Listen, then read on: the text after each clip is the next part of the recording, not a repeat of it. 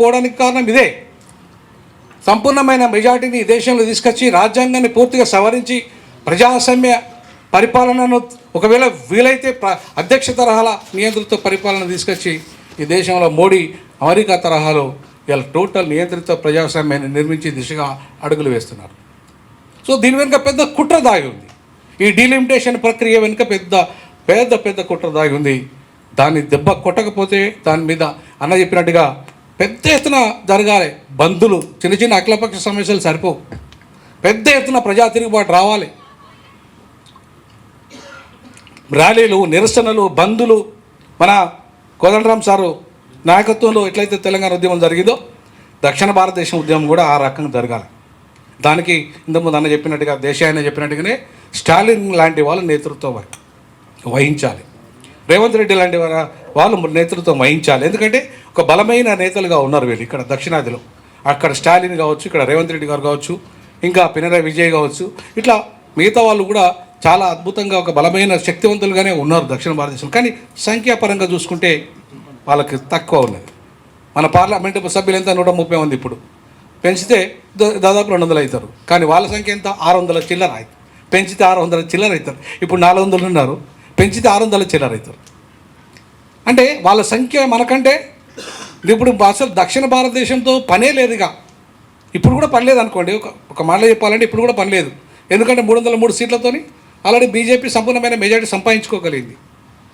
So కాబట్టి మనతో మన వాళ్ళు ఒక్కరు సపోర్ట్ చేయకపోయినా కూడా ఇప్పుడు ప్రభుత్వాలు 3 సార్లు వచ్చినాయి. ఇప్పుడు ఏంటంటే ఇప్పుడు థర్డ్ టైం మాత్రమే ఇవాళ మన చంద్రబాబు నాయుడు అవసరం వచ్చింది. Third time. అది కూడా ఎందుకు? అది రాహుల్ గాంధీ గారు భారత్ జోడో యాత్ర పెద్ద ఎత్తున చేశాడు. తర్వాత పెద్ద ఎత్తున దేశంలో తిరుగుబాటు వచ్చింది. కాబట్టి ఆ ఇంపాక్ట్తో సీట్లు తగ్గిపోయాయి. రాజ్యాంగము మారుస్తున్నారనే దానితో దేశంలో దళితులంతా తిరుగుబాటు చేసిండ్రు, బడుగు బలహీన వర్గాలంతా తిరుగుబాటు చేసిండ్రు. సో ఆ క్రమంలోనే ఇవాళ తగ్గింది కాబట్టి అనివార్యంగా అవసరం వచ్చింది. సో రేపు ఇది రావాలంటే ఖచ్చితంగా రాష్ట్రాల పునర్విభజన అనేది మళ్ళీ ఒక కమిషన్ ఏర్పాటు కావాలి. టోటల్ 2 కోట్ల జనాభాతో ఒక రాష్ట్రం ఉన్నప్పుడే ఈ దేశంలో నిజమైన ప్రజాస్వామ్యానికి అర్థమవుతుంది, నిజమైన ప్రాతినిధ్యం ఉంటుంది. ఇప్పుడు నిజంగా అమెరికా తీసుకుంటే కొన్ని రాష్ట్రాల సంఖ్య జనాభా పెరిగినా ఎంపీల సంఖ్య సేమే ఉంటుంది. లేదంటే ఉన్న రాష్ట్రాలలో ఎంపీల సంఖ్య సేమ్ చేయండి. ఈ డీలిమిటేషన్ ప్రక్రియలో ఎంపీల సంఖ్యను సమానం చేయండి. ఉత్తరప్రదేశ్ అయినా 10 ఉండాలి, మణిపూర్ అయినా 10 ఉండాలి ఎంపీలు. ఆంధ్రప్రదేశ్ అయినా 10 ఉండాలి, తెలంగాణ అయినా 10 ఉండాలి ఎంపీలు. ఒకవేళ అనుకుంటే అట్లా చేయండి. దానికి ఒక పరిష్కారం ఉంటుంది. దానివల్ల ఏమవుతుంది? కానీ హైబ్రిడ్ మోడల్ అనేది పరిష్కారం కాదు. హైబ్రిడ్ మోడల్ అనేది ఒక ప్రతిపాదన మంచిదే కావచ్చు, కానీ అది పరిష్కారం కాదు. ఎందుకంటే ఇప్పుడు ఇంతకుముందు సార్ చెప్పారు. ఎందుకంటే హైబ్రిడ్ మోడల్ అంటే ఏంది? ఇప్పుడు హైదరాబాద్, రంగారెడ్డి డబ్బులు వచ్చినాయి, 8 లక్షల కోట్ల రూపాయలు ఇదే కాంట్రిబ్యూట్ చేస్తుంది. అంటే ఇక్కడ సంఖ్య పెంచాలా? మరి అట్లాంటి జిల్లాలు ఏం కావాలి? సో కాబట్టి హైబ్రిడ్ మోడల్ అనేది ఒక అశాస్త్రీయమైన పద్ధతి అని నా అభిప్రాయం. సో అంతేకాకుండా శాస్త్రీయమైన పద్ధతి ఏంటి అంటే వీలైతే మొత్తం పునర్విభజన కమిషన్ ఏర్పాటు కావాలి. 2 కోట్ల జనాభాతో ఒక రాష్ట్రం ఏర్పాటు కావాలి. లేదా ఇప్పుడున్న ప్రస్తుత రాష్ట్రాలని పెంచలేకపోతే పార్లమెంట్ సంఖ్య సమానం చేయాలి. పార్లమెంట్ సంఖ్య నువ్వు జనాభా 25 కోట్లు ఉన్నా సరే 10 ఎంపీలే ఉండాలి.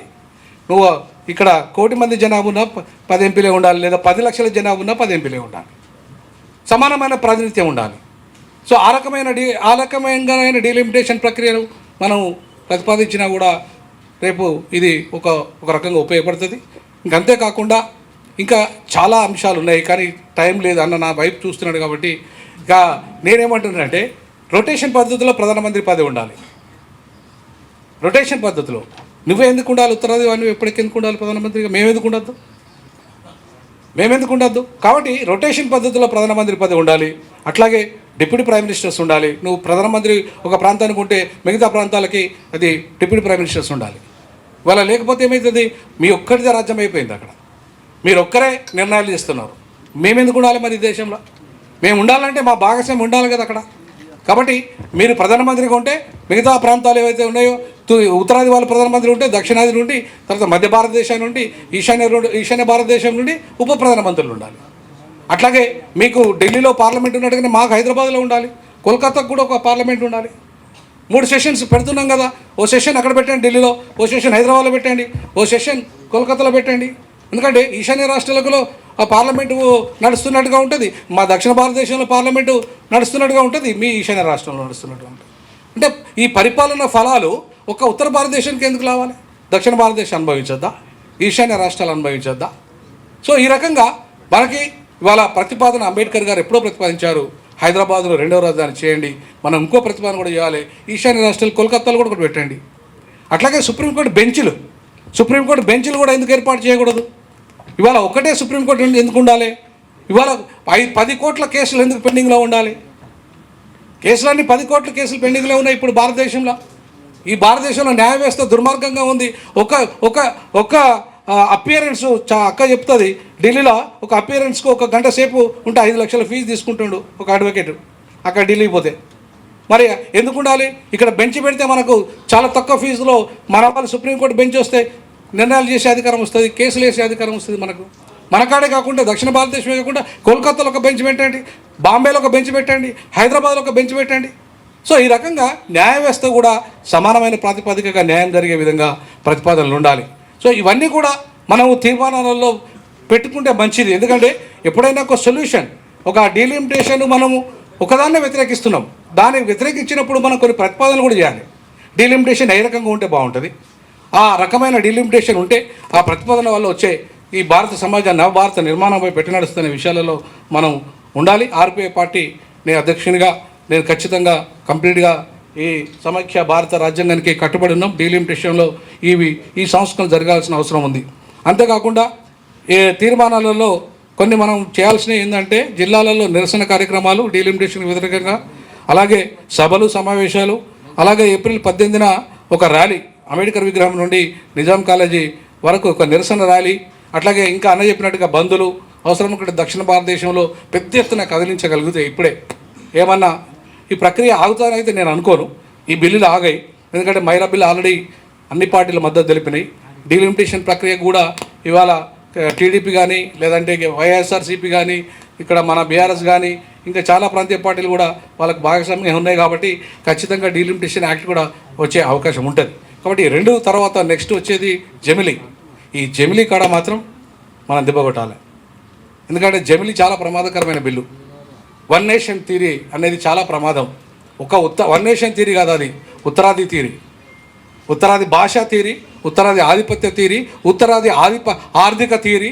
ఇవి దీన్ని పెద్ద ఎత్తున దేశంలో నిరసన కార్యక్రమాలు జరగాలి. ముఖ్యంగా దక్షిణ భారతదేశంలో పెద్ద ఎత్తున అంటే రోడ్ల మీదకి వచ్చి మనం ఎట్లయితే సకల జనుల సమ్మె చేసినట్టు చేయాలి.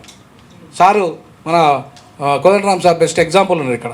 సో ఆ రకంగా పెద్ద ఎత్తున కదిలించగలుగుతూనే ఉత్తరాది కదిలి వస్తుంది, అప్పుడే మనకు న్యాయం జరుగుతుంది. ఆ దిశగా అడుగులు వేద్దామని ఆర్పిఐ పార్టీ బాబాసాహెబ్ అంబేద్కర్ వారసునిగా మా పార్టీ సంపూర్ణంగా మీతో కలిసి పనిచేస్తానని తెలియజేస్తున్నాం. జై భీమ్, జై భారత్. థ్యాంక్ యూ వినోద్ అన్న.